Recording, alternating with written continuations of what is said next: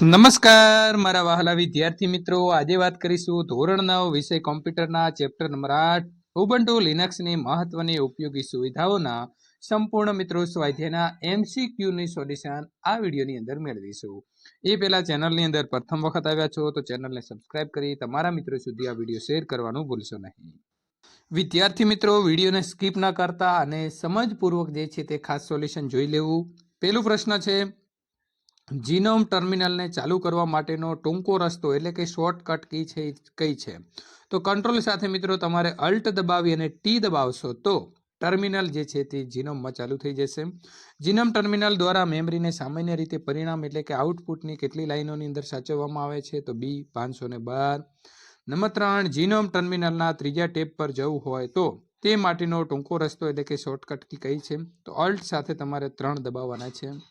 Genome ટર્મિનલની અંદર લખાણને ચોંટાડવા માટે એટલે કે આપણે પેસ્ટ કરવા માટેનો ટૂંકો રસ્તો શું છે?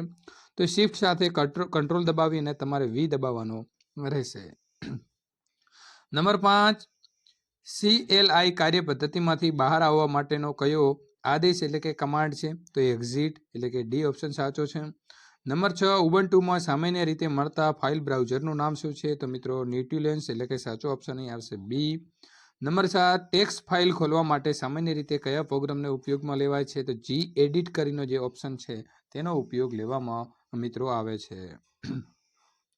નંબર 8, તસવીર ઇમેજ ફાઇલ ખોલવા માટે સામાન્ય રીતે કયો પ્રોગ્રામ જે છે તે ઉપયોગમાં આવે છે?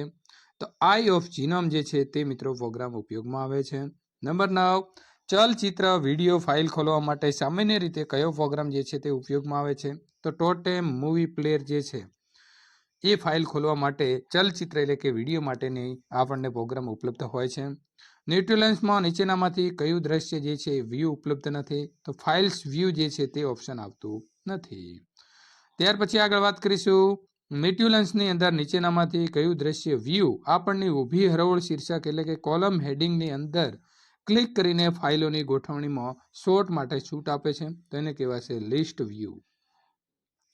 નંબર 12, નેટિવ્લેન્સની અંદર કયા દ્રશ્ય વ્યૂની અંદર ફોલ્ડરના નામની આગળ પ્લસ અથવા તો મિત્રો માઇનસ ચિહ્ન જે છે તે દર્શાવવામાં આવે છે? તો લિસ્ટ વ્યૂની અંદર દર્શાવવામાં આવે છે।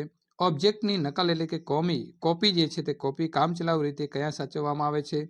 તો ધ ક્લિપબોર્ડની અંદર સાચવવામાં આવે છે।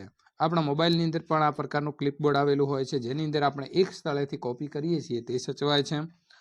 નંબર 14, ઓબ્જેક્ટની નવી નકલ બનાવવા માટે કઈ પ્રક્રિયા કરવી પડે? તો પહેલી કોપી બનાવવાની અને પછી તેને પેસ્ટ કરવાની।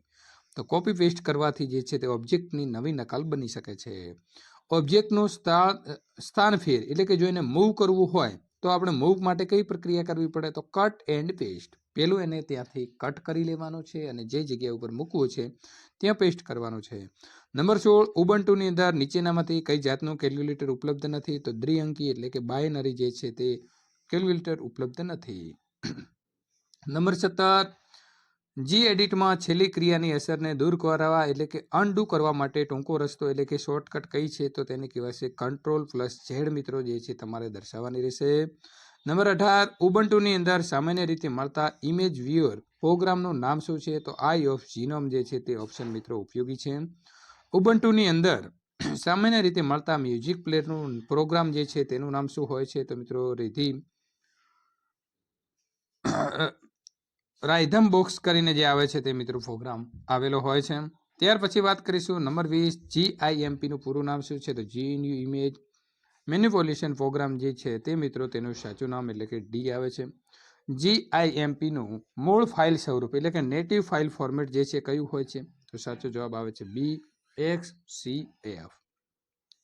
GIMP ની અંદર કોઈ આકારના રંગ પૂરવા માટે કયું સાધન એટલે કે ટૂલનો ઉપયોગ થાય છે? તો બેકેટ ફિલ ટૂલ જે છે તેનો ઉપયોગ રંગ પૂરવા માટે થાય છે। ખુલ્લા છેડા ધરાવનારા આકારો એટલે કે ઓપન શેપ્સ દોરવા માટે નીચેનામાંથી કયા ટૂલ્સનો ઉપયોગ કરવાય છે? તો પેન્સિલ ટૂલનો ઉપયોગ કરવામાં આવે છે। તસવીરમાંથી અમુક ચોક્કસ ભાગને કાપીને અલગ કરવાની ક્રિયાને શું કહેવાય? તો તેને ક્રોપિંગ કહેવાય છે એટલે કે સાચો જવાબ આવે છે બી। તસવીરને મોટી એટલે કે એનલાર્જિંગ કે નાની એટલે કે શ્રિંકિંગ એટલે કરવાની જે ક્રિયા છે, નાની મોટી કરવાની જે ક્રિયા છે એને શું કહેવાય? તો એને સ્કેલિંગ કહેવામાં આવે છે એટલે કે સાચો જવાબ આવે છે સી।